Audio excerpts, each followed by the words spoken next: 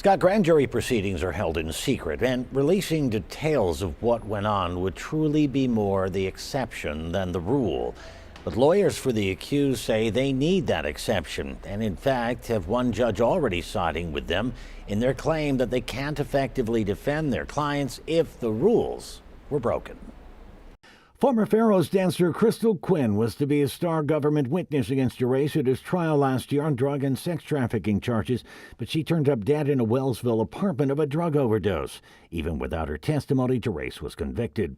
In court today, Gerace's co-counsel Mark Foti said, "We're of the belief that false evidence was presented to a grand jury." The one which then indicted Gerace and 5 other men of taking part in a conspiracy to administer a lethal dose of fentanyl to Quinn to keep her off the stand.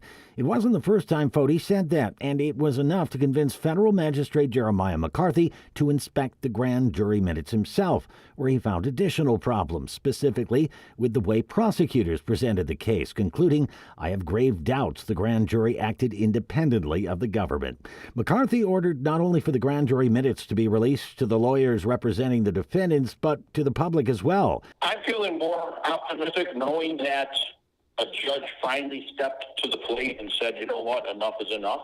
But McCarthy's ruling was quickly appealed by prosecutors. The presiding judge in the case, Elizabeth Wolford, granted a stay of McCarthy's order to release grand jury minutes, and that his order to do so be redacted when it came too close to revealing certain information.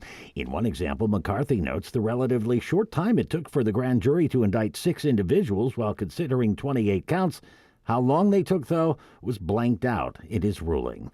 Prosecutors insist the secrecy and ergo the sanctity of the grand jury process must be maintained.